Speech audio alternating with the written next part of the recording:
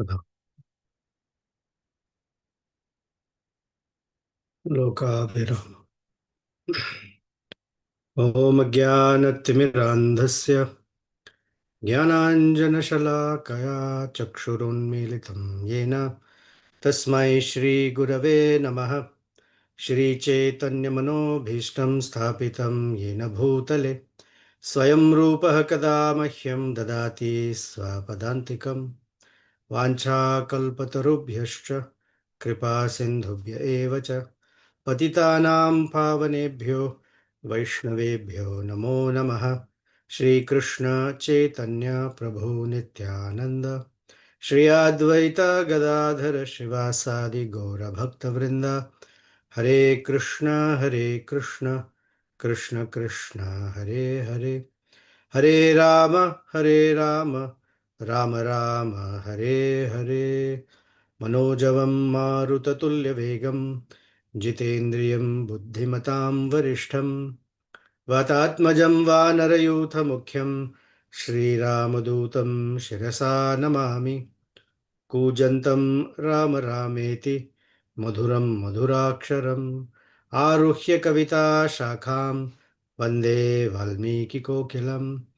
आपदामपहर्तारं दातारं सर्वसम्पदां लोकाभिरामं श्रीरामं भूयो भूयो नमाम्यहम्।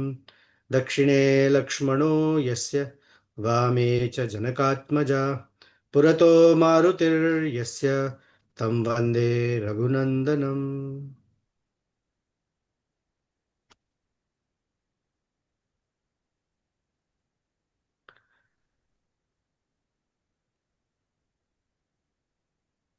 Kumbhakarna. Interesting, that's the first word that we utter. Kumbhakarna assured Ravana, last time we met, that when I go into the battlefield, I will destroy the entire Vanara army.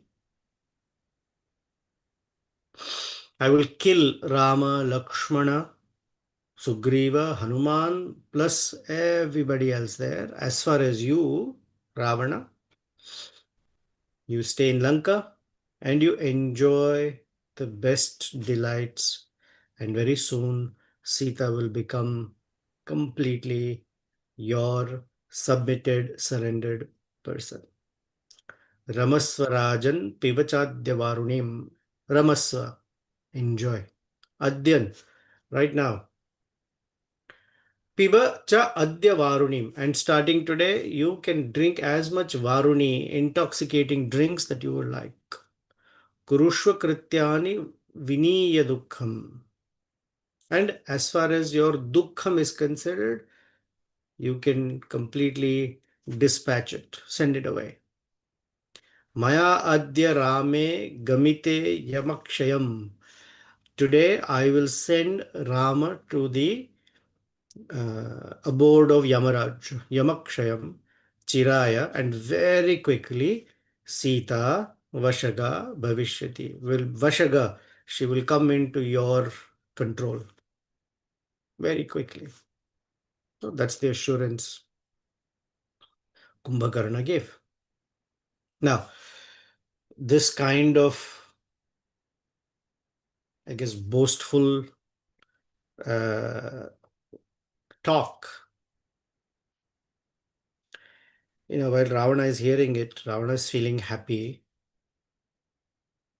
But Mahodara, who's right there, who himself is a strong fellow, but when he heard Kumbhakarna, who is very mighty in his arms, Kumbhakarna se vacham shrutva uvacha Mahodara.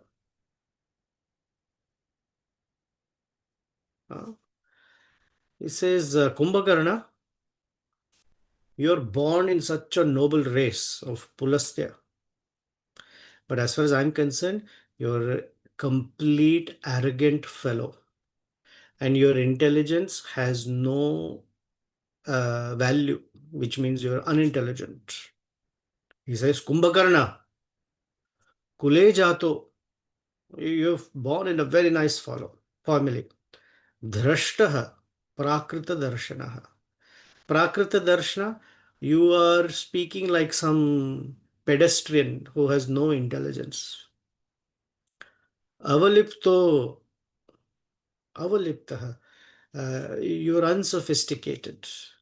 Na shaknopi krutyam sarvatra veditum.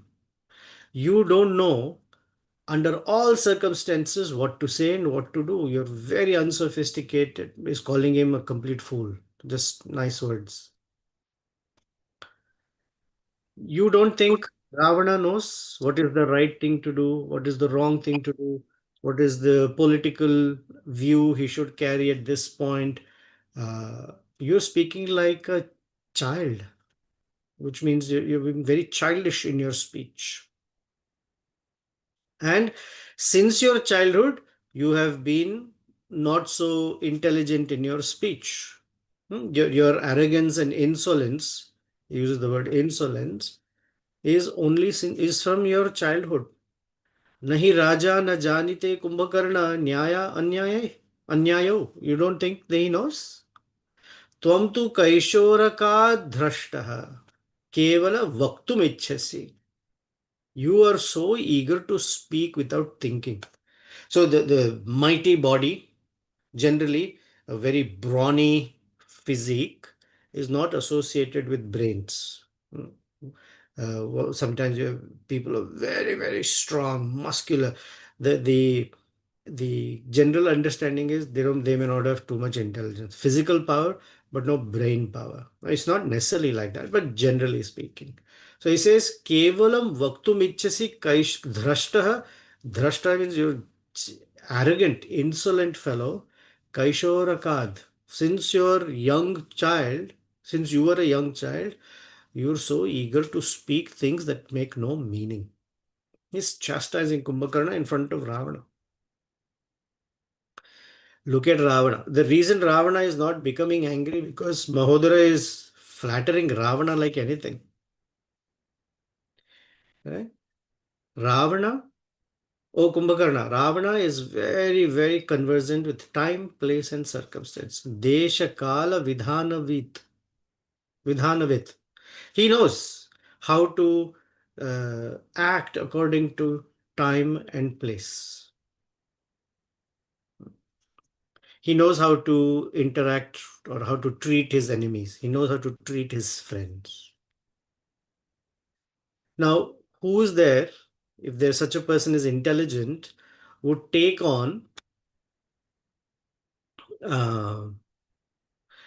on an activity that other intelligent people have not taken up, which means only a fool will volunteer for something that the intelligent people said, I don't think this should be done, or we're not going to do it. To know what is virtue, to know what is gain, that means dharma, artha, kama, etc. You don't have any of this intelligence of what is the right time and place for dharma, what is the right time and place for artha, right time and place for kama. Yamstu dharmartha kamastvam bravishi, although you're speaking about it, prithagashrayan avabodhum swabhavena nahi lakshanam astitan. Although you're speaking, but you have absolutely no idea, and none of these qualities exist in you. Now he is going to propose a very hedonistic theory. So generally hedonism is, something called daiva or providence doesn't exist. Everything is governed by karma. Whatever you do, that is, and karma is the most supremely powerful entity that governs everybody. Sometimes people will give interpretations. The reason Ramachandra is like this because the previous karma. The reason Sita is because of previous karma. Because of this, no.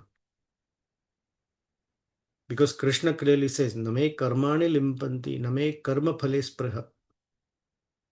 I'm never under the jurisdiction of karma. I'm not influenced by karmic reactions. But karma theory, that karma is the most powerful entity in existence, and karma guides one living being from one situation to another. That is true.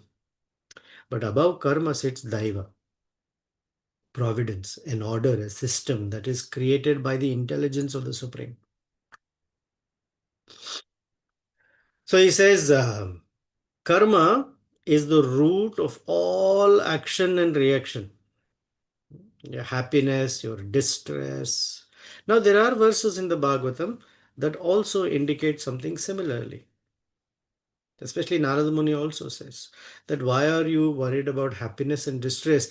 Kalena, according to time, the happiness and distress will come and go, regardless of where you're in the universe. But that sentence should not be taken out of the total understanding that there is Daiva. So I'm just saying the same thing in a different way. Karma cha eva hi sarvesham karananam prayojanam. Karma eva hi. Only karma. But we know. We say Ishvara Paramah Krishna Satchidananda Vigraha Anadiradir Govinda Sarva Karana Karanam.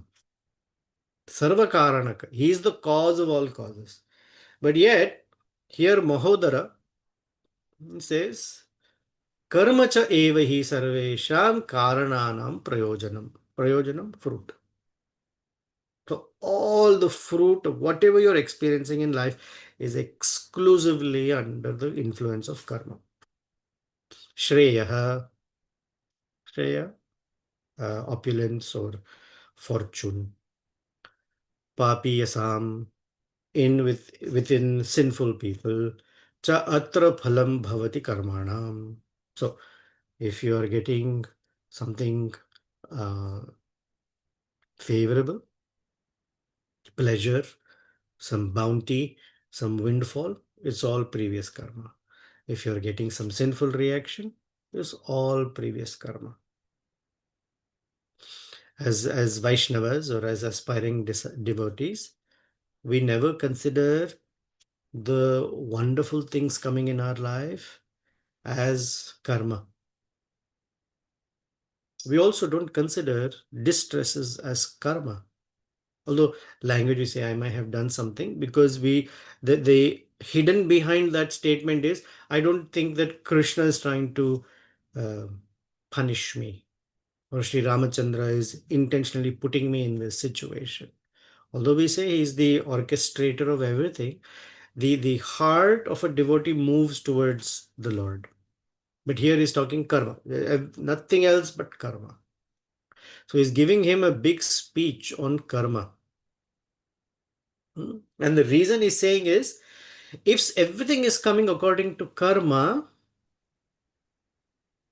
Kumbhakarna, Sita being in Lanka is an indicator that it is Ravana's karma that he should enjoy her company.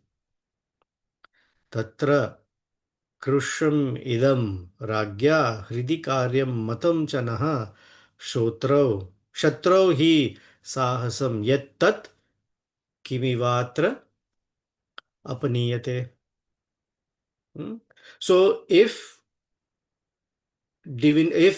pleasure is coming your way, only a fool will say no to it. You see how hedonism works? That it came to me. What to do? And so I should enjoy it. My spiritual master gives the example that Haridas Thakur, Haridas Thakur Mahashaya, was sitting in his hut. What would Haridas Thakur wear? Nothing, just a kopin. Sat in a hut that was enough space just for himself. At such time in the night, the prostitute Lakshahira came because she had this plan, the device to corrupt Haridas Thakur.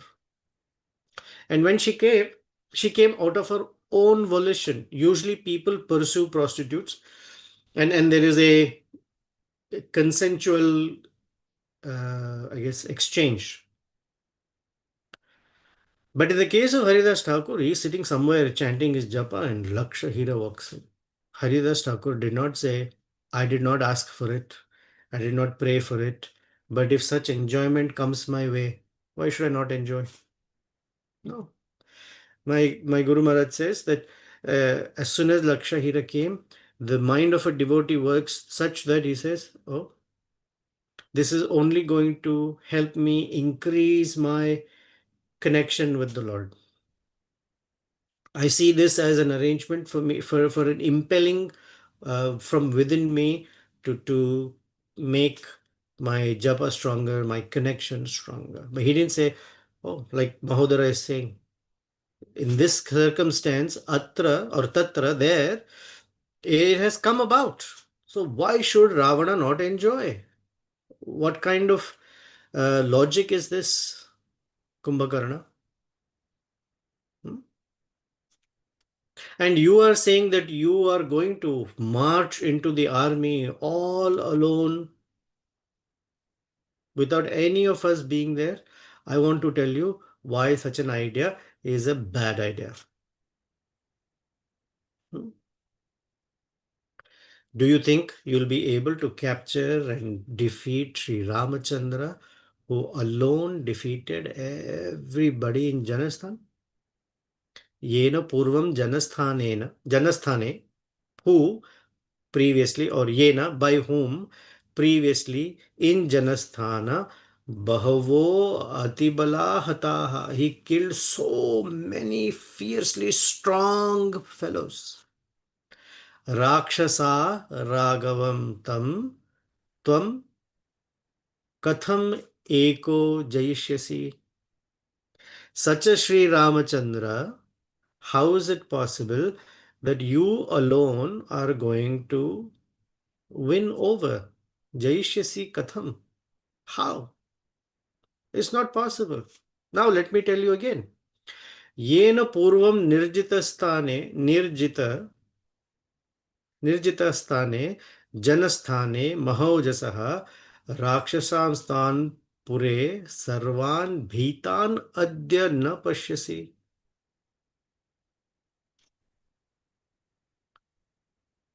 Uh, don't you see how many Rakshasas were tormented by Sri Ramachandra? And even today, they are living in fear, which means in Janasthana there were more than 14,000 Rakshasas, of which 14,000 rushed towards Rama to fight under Kharadushan and Trishara. The others ran away out of fear until today. So, almost a year or more later, they are still living under fear of Sri Ramachandra. And you are going to meet that son of Dasharatha and alone? It is like you are kicking, not kicking, but you're waking, knowingly waking up a poisonous serpent that is quietly sitting there and sleeping. Tam simham iva samkruddham Ramam Dasharathatmajam Sarpa Suptam Aho Budhva Prabodhayitu Ichhasi. Ramachandra is like an enraged lion. Simham iva samkruddham. An angry lion, when it comes in front of you, you don't combat it, you run. Or Sarpam Suptam, Kumbhakarna, Ramachandra is like a deadly snake. And if you go knowingly wake it up, the first thing it's going to do is sting you and bite you and kill you. Who can dare encounter with Sri Rama? And you're saying you'll go alone? Are you accepting the invitation of death? Okay. Because of such activity that you are talking about, the entire Rakshasa army will be under danger. Nahi me rochate. I don't like your idea. I don't think you should go alone to meet Ramachandra. In fact, if you go, it is like voluntarily submitting yourself to the enemy. How is it possible? When Ramachandra, this is a glorification of Ramachandra. How it is possible that you will go and fight with Sri Rama, who's equal to Indra and has the same power like Surya Deva, and there is no other person comparable. to him in the entire human race.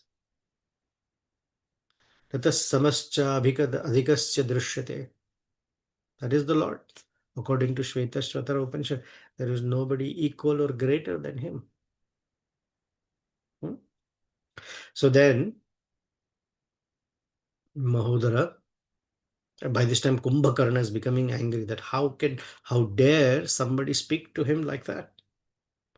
Mahodara turned to Ravana, and the adjective used for Ravana is Uvacha Rakshasam Madhye. In the middle of all the Rakshasas, Mahodara spoke to Ravana,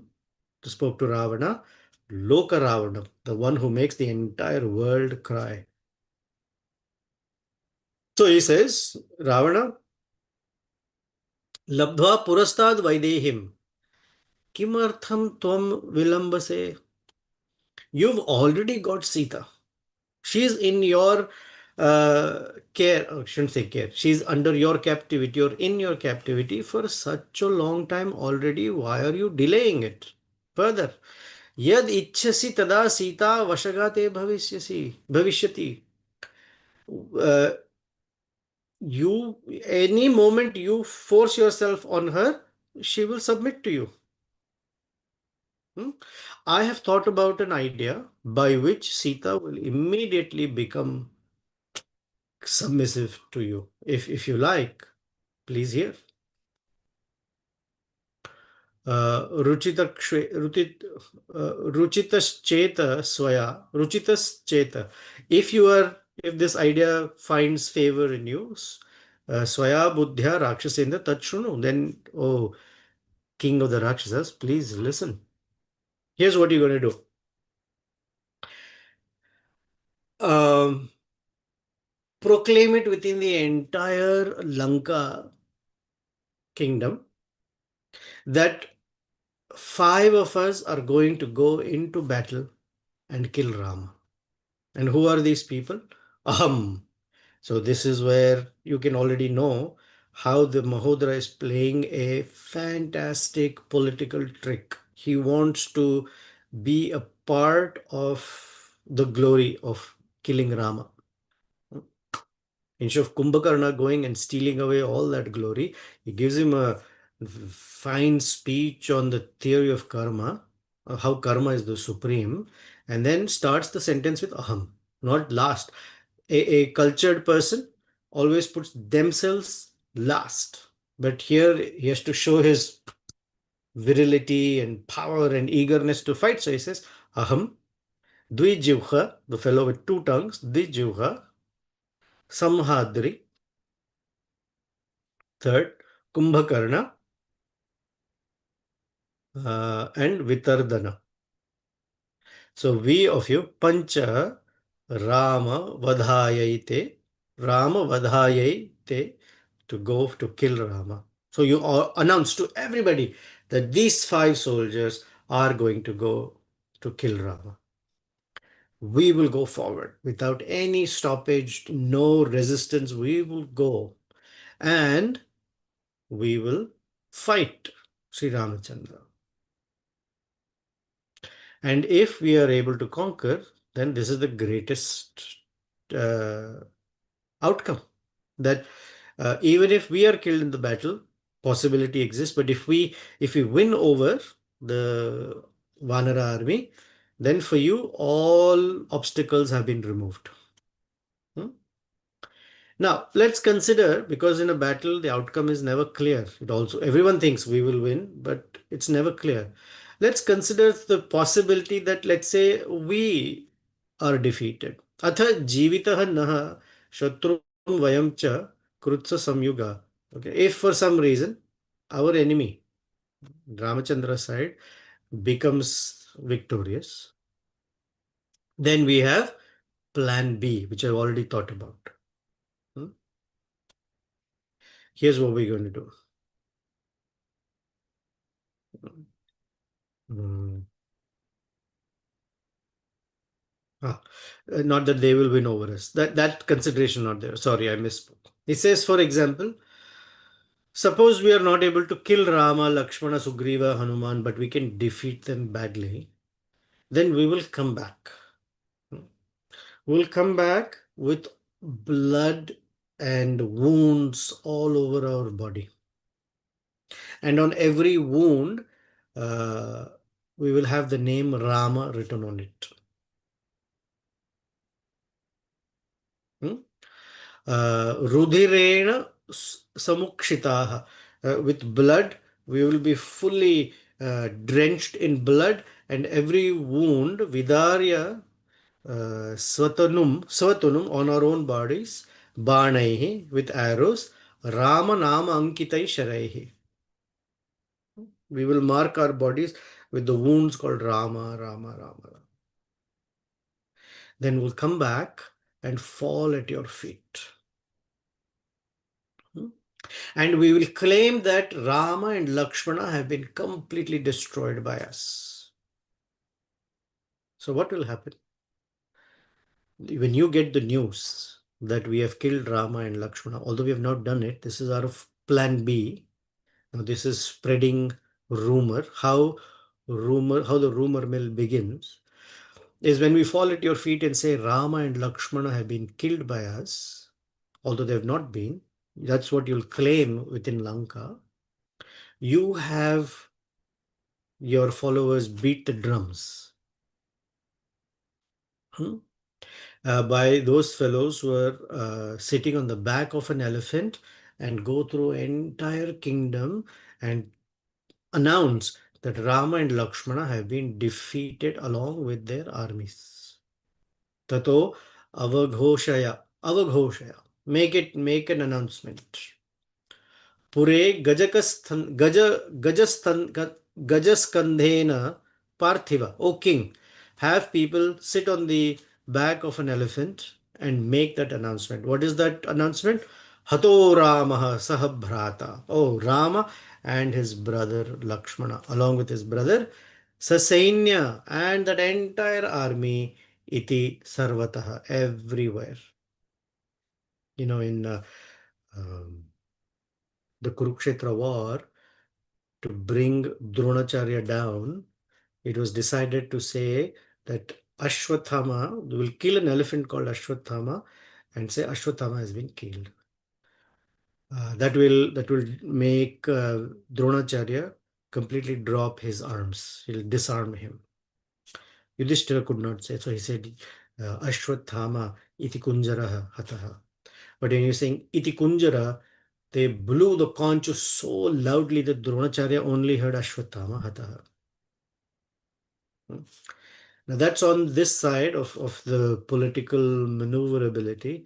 On this side, he's saying, we will announce everywhere that Rama, Lakshmana, and the entire army have been destroyed. And your servants can start enjoying uh, all they want within the city. Then what you do is you pour on us or cover us with garlands. You decorate us with garlands. You decorate our bodies with sandalwood, aguru, and all the fantastic ointments. Give us abundant gifts. Paramvira Chakra, the whatever medal of honor, and you give us gold and jewelry and all sorts of decorations as war heroes. Then, because this entire kingdom will be celebrating, privately, you should go to Sita and gain her confidence, because you're now going to convey to her this rumor that Rama and Lakshmana have been killed. And to be able to make that rumor sound correct, when she hears about all the celebration in Lanka, she will be convinced. And then you tempt Sita with gold, grain, luxuries, and all sorts of pleasures. Pravishya, entering Ashokavana, Ashwasya, you should assure her. Chapi tvam Sitam rahasi santvayan. Rahasi, in a very secluded, privately, try to work on her. And what do you give as bribes or a way to get her? Dhana dhanyeshcha. Dhana and dhanya. Grains and gold or money. Kameshcha. And give her all sorts of desirable objects. Ratnaishcha. She's a princess, and women generally are very easily melted by precious stones. Ratnaishchanam pralobhaya.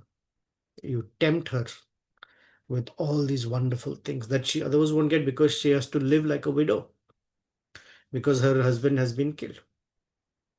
So once you start this, because now she will understand that her protector, Sri Ramachandra, is no more, she will come to you, hmm, knowing that her beloved husband has been finished. She will come running into your arms and completely submit to your will. त्वयि अधीनं सुखम ज्ञात्वा सर्वथैव गमिष्यति. Sukham gyatva. So she will know that the place of happiness is in your arms. So she will come to you.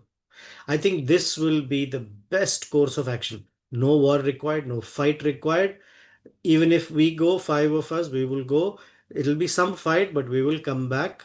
Either we'll defeat them or we'll come back and say that they have been defeated. So this way, you can conquer your enemy without any bloodshed. And you can enjoy being a king for a very long time. What a nasty plan. But the plan has full of how rumor mill works. One of the ways the rumor works is, one, you take something that is completely false or distorted from the truth. You repeat it again and again and again to different people. And after some time, that becomes the truth. This is the way rumors become reality. That you speak on something strongly and you say it again and again and again and again, and it gets into people's head. All sorts of ways in which rumors, uh, there are rumors about people that get spread.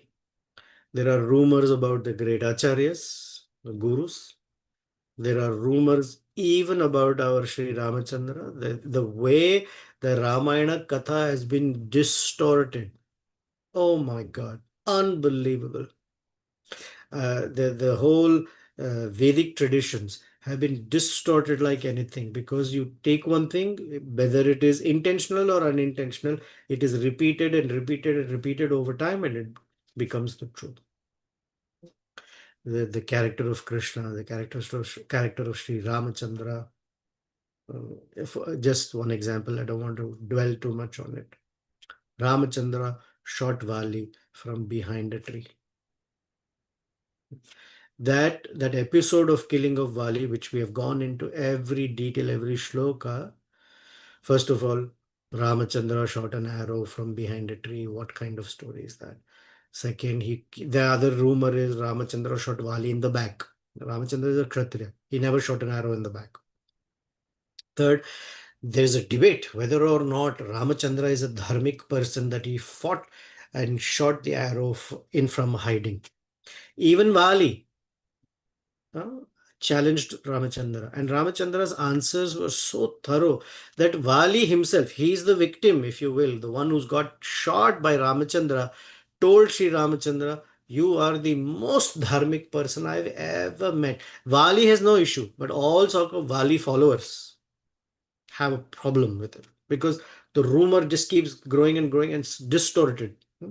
This is what Mahodara is proposing. Let's just distort the entire truth to manipulate Sita.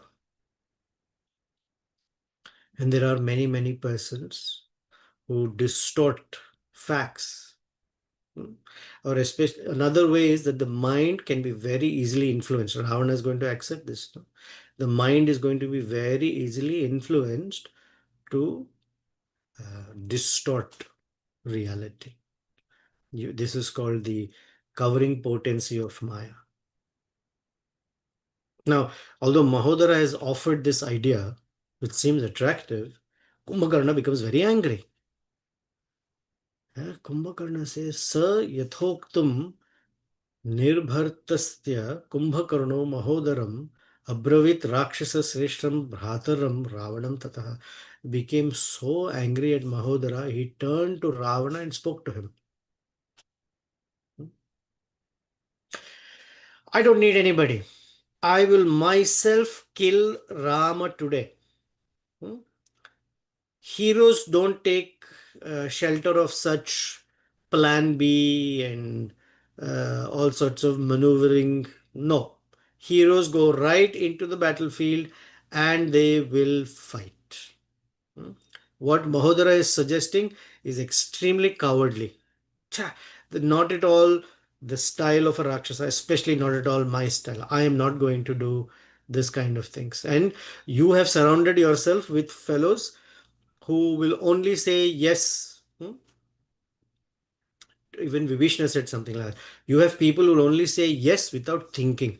This Mahodara has absolutely poisoned your mind with bad ideas. Because with bad advice, what happens is the king becomes completely isolated, becomes alone. He's unaware that his exchequer or his treasury is becoming depleted by wasteful expenses because he can't keep a track of what's being done because he's all these flattering fellows. He thinks everything has been taken care of very well. In the life of some rich people as well, they trust people to such a degree that their money is completely taken away, siphoned away, but they're being flattered, so they think, oh yeah, they're trustworthy. Rajashesha Krita Lanka Kshinah Kosho Balam Hatam. Rajanam Imam Asadya Suhut Shunnam Amitrakam. So the king, if he's not careful, will surround him with those who think are his friends, but they're amitram. They are not friendly. And slowly, they will take away the king's strength. There will be a parallel government. His entire treasury will become empty, and the king suddenly finds himself powerless.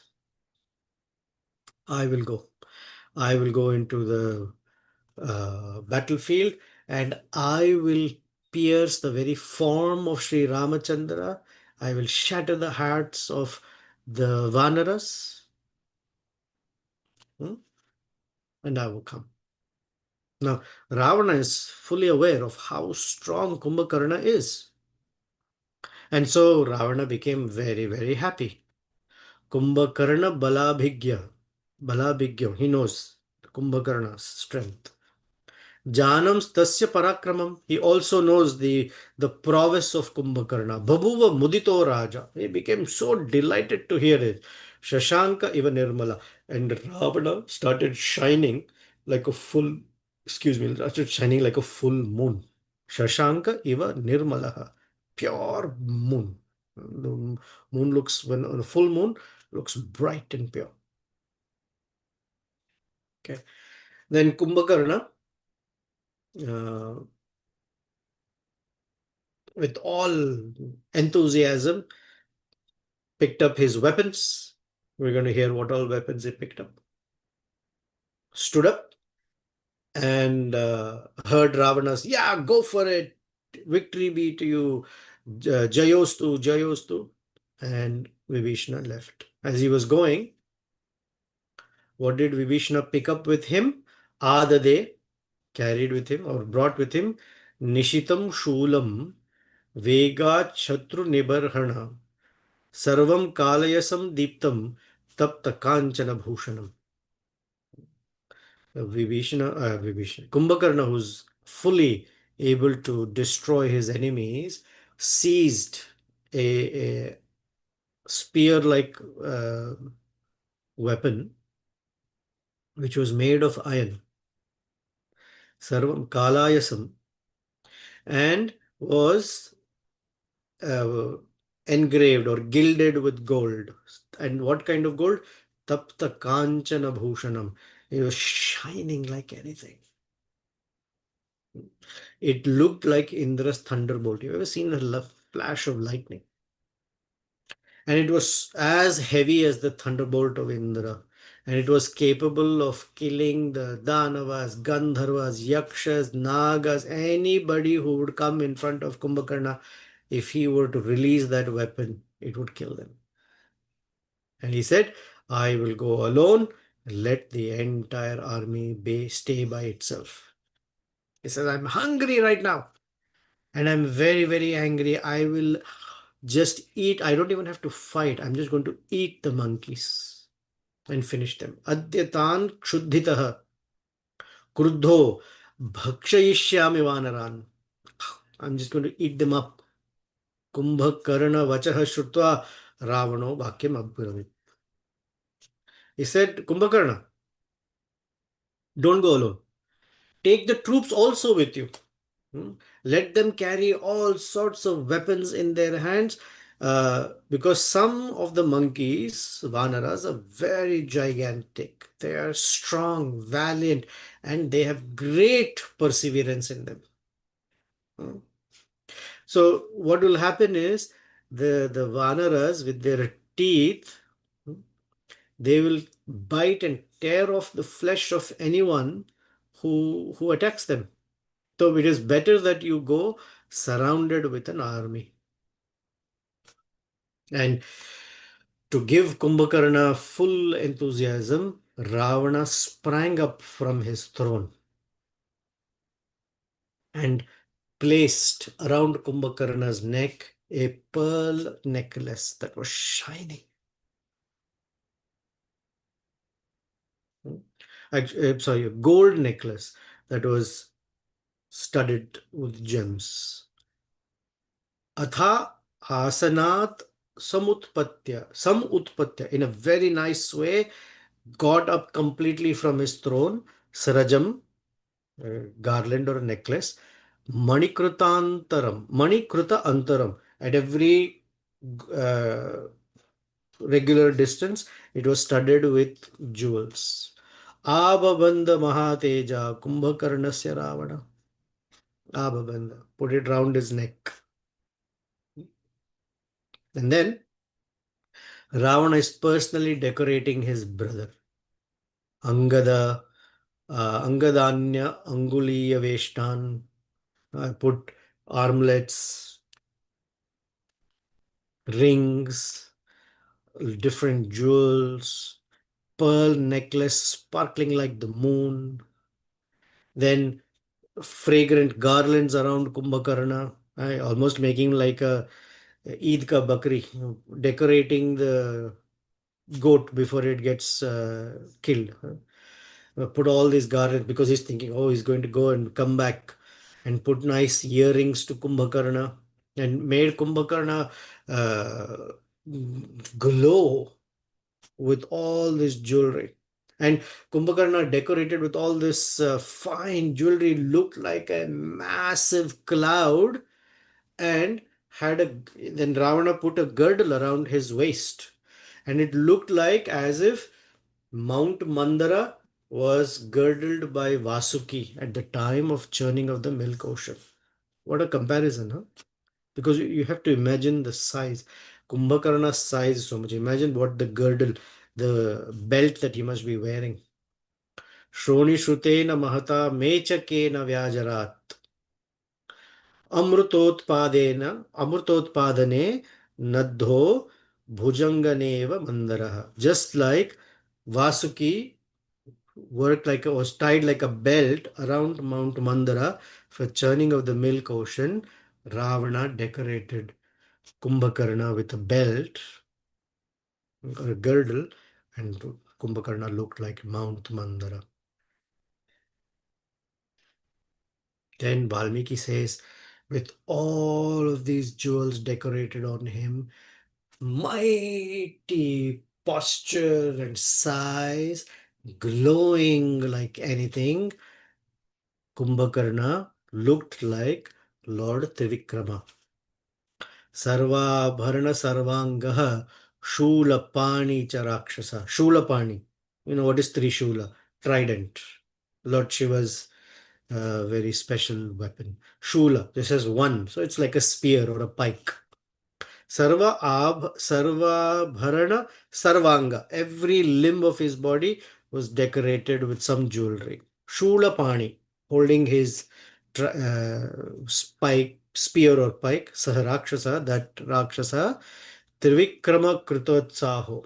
He was inspired. He looked like Trivikrama. He was ready to take big strides. Narayana Iva Babhav. And he was shining and reminded everyone of Narayana, who became Trivikrama. Huh? Very, very intent on taking mighty strides. Because when the Lord Trivikrama took one step, one stride forward, the entire Earth and lower planetary system got covered. With the second step, the entire upper regions got covered. He tightly embraced his brother Ravana, bowed down to him, offered his respects, went around Ravana, did a pradakshina, took his blessings, and sat on. I started walking towards where Ramachandra is, and all of his followers got onto their chariots. The chariots were, of course, being pulled by horses, camels, donkeys. Some of the warriors sat on mighty elephants and let out loud war cries. Everything sounded like thunder. Some people sat on uh, vehicles that were made of, we said, camels and donkeys, even serpents. Some sat on vehicles that were lions, elephants, antelopes, and even birds, because birds then, like a drone, they can fly. Aerial attack. So they got onto their planes, their tanks, if you will, other armored vehicles, and all followed Kumbhakarna as they went. And as they are lifting their weapons and following, they were yelling, shouting, shrieking, calling out in such intensity that the entire earth seemed like it was shaking. Kumbhakarna himself, already is a big fellow, took on a mighty form. And Valmiki gives us what is Kumbhakarna's size look like. So in the previous time, somebody's height was measured in the height of in units of bow length. You know, bow. So generally the person in the bows would be very tall. And so you would measure someone in bow lengths. So Kumbhakarna, uh, his height was 100 bow lengths high, and I'm sorry, 100 bow lengths in width and 600 bow lengths in height. Dhanuhu shata parinaha sa shashta shat shata samuchitratah. Tall like equal to 600 bow lengths and broad equal to 100 bow lengths. Raudram Shakata Chakraksha, eyes moving in circles. Raudra, anger. Mahaparvata Sannibha, looked like a mighty mountain that was about to be moving, that was moving. And he said, today, filled with anger, as flames consume hundreds of moths that fly into it, I will finish off all the Vanaras. These monkeys that are roaming here and there, when I place my foot, they will get crushed. I will grab them with my hands and just eat them up. They won't even have a chance to fight with me. And the cause of all of this is that Rama, the descendant of the Raghu dynasty, accompanied by Lakshmana, I will get rid of Rama first thing in battle. When Kumbhakarna started speaking like this, there was a uproar from his army that looked like a mighty sea, as if the sea was getting agitated. Now, Kumbhakarna was speaking like this, yet all around him there were Ashubhani Nimittani. Nimittani is indicators, and all the indicators were negative indicators. Bhavuva Vardhora Arupani Nimittani Samantataha, in different ways on all sides. What are the indicators? Clouds started to get ashen in color. So they were not white or dark, they were ash color. And the color is like the skin of a donkey. Donkey skin like ash color. And the earth, along with its sea and forest, seas and forest, began to shake. She jackals started to howl everywhere. And birds were flying in the sky in the Apasavya, in the wrong direction. Generally, clockwise is considered what we say pradakshina. That's the right, from right to left. But then the bird started flying in the opposite direction. From the sky, meteor was flying in and came crashing onto the ground. The sun that was shining brilliantly at that time, up until that time, started to lose its brilliance. And any breeze, if it is pleasing, that's a good indicator. And the breeze was not at all delightful. But Kumbhakarna didn't care. Actually, what also happened is he kept continuing, and then uh, his left eye and left arm also began to twitch. These are inauspicious indicators. But Kumbhakarna didn't care. He said, I will go forward. And everyone else is going through the gates of Lanka, coming out to where the Vanaras are. Kumbhakarna was not going through the gate. He stepped over the walls of Lanka. The wall itself, first of all, Lanka is on a mountain. Then he had mighty tall walls that were inaccessible, impenetrable. Kumbhakarna just walked over the wall. When the Vanara saw Kumbhakarna, they did not even for a moment wait there. They just dispersed. The example I can think of is if you're sitting under a tree and the tree is full of crows and you clap loudly or make some sound, all the birds will fly without even seeing what that sound is. Like that, the monkeys just ran helter-skelter because they saw this mighty Kumbhakarna, and they who himself looked like a mighty cloud emitting such roars and yelling and shouting. That roar was so heart shattering that some monkeys ran away, some monkeys became stabdha, got caught in shock and just fell unconscious or dead on the ground. Like if you cut a tree, a salt tree falls with thud on the floor. And here is Kumbhakarna. In his hand, there is a gada, the pike, causing tremendous fear in the Vanaras. And he looked like Kalarudra, that form that appears at the end of destruction to finish everything and actually destroy creation, to annihilate anything that is created. Obviously, seeing the army run here and there, Angada, who's the leader, has to say something and stop the Vanaras from retreating like that, which is what we'll know next week. So we'll stop here. We have completed until chapter 65 of the Yuddha Kanda, which is somewhere half mark.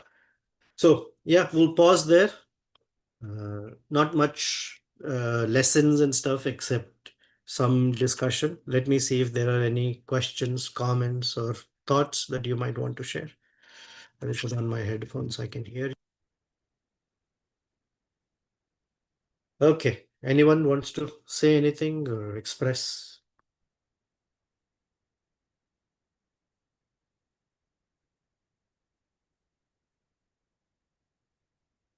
Okay. Hare Krishna. Prabhu. Hare Krishna. Um, I Is was Som listening to Kumbhakarna's story? a little bit, not too much today, probably afterward.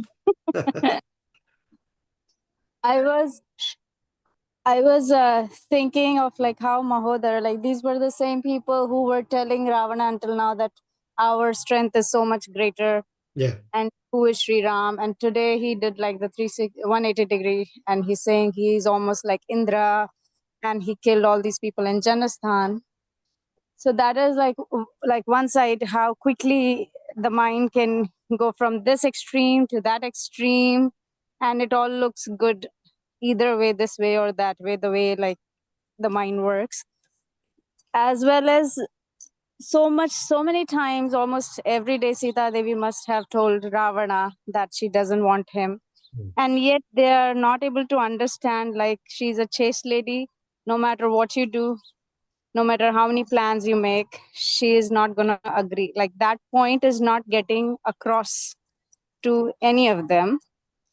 And so I was just extending it to myself that sometimes when one may get too attached to a particular result that they want in life, then even if God comes in front of them and tells them that this is not going to happen, that attachment is so hard to break, it just doesn't go away, Right. and the mind will try to do anything and everything to just get that somehow. Yeah. Yeah. Thank you. Nice reflection. Mahodara has seen in the past, whatever time that has passed in this fight, he has heard about Janasthan, but he had underestimated. Now he has seen it for himself. Second, he has come to this realization that fighting Sri Ramachandra is not the way. So he's thinking of a very mean spirited, almost a nasty way of manipulation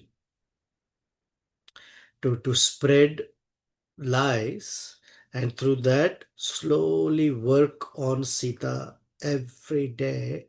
And now, earlier she had this hope that Rama is alive, he will come, Hanuman had come. But if the news is they've been killed, and they've tried this before, and they say they've been killed, then it will work on her. It is eroding into her chastity little by little. So that's the plan, which is very nasty.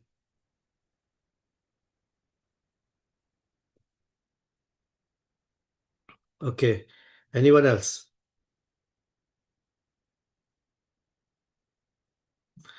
Vibhu has a question. How much is one bow length? It depends upon the height of a person. So I don't know exactly what the bow length previously during that Treta Yuga, what a typical bow length was. But you can imagine, generally, if you see Ramachandra, just as sometimes his bow is usually taller than him.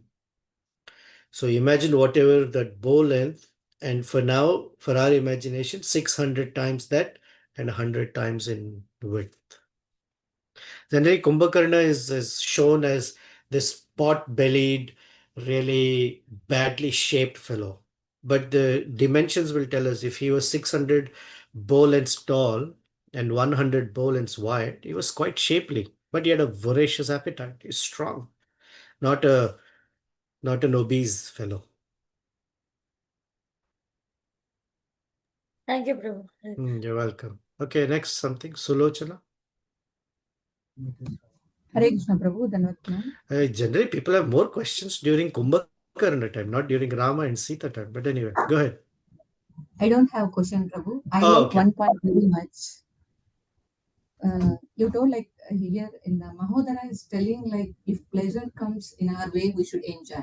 But on the contrary, like you mentioned, like Vaishnava takes this as an opportunity and he will focus more on bhakti and he tries to go towards to the Krishna. And you have given the example like Lakshahira. So went to Haridas Thakur and his own. Till now, like I heard like how difficulties are coming in our way. At the time, we go more towards to the Krishna and try to do more devotional service, like remembering Krishna and all like that.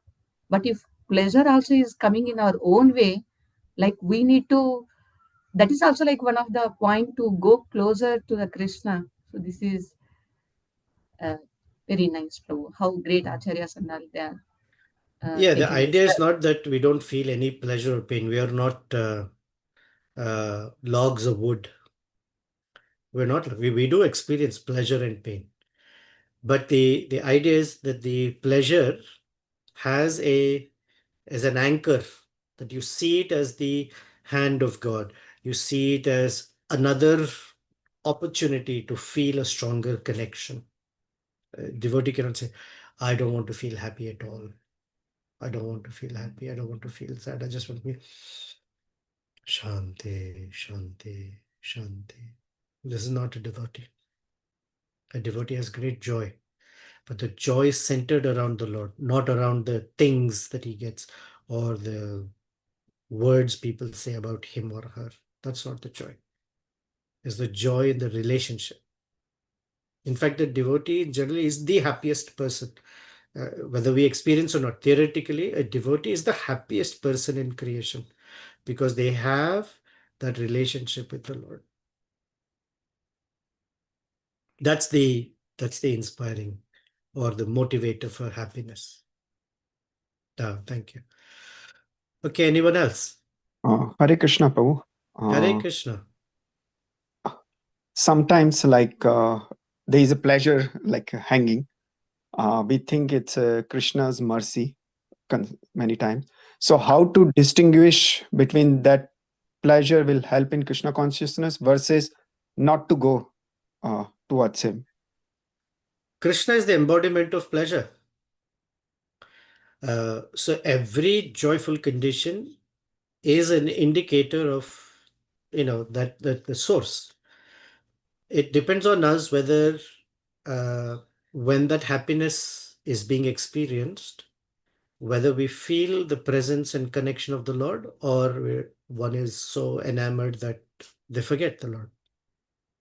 Therefore, Krishna says to Arjuna, neither become so happy that you forget, or become so distressed that you also forget. Sama sukha dukha dhiram. He doesn't say there is no sukha, there is no dukha. He says sama. One is equal in both happiness and distress. They're enjoying happiness, but they're centered around the Lord. They're also sad, but they're centered around the Lord. So it depends on a person. The question, back in, was it March?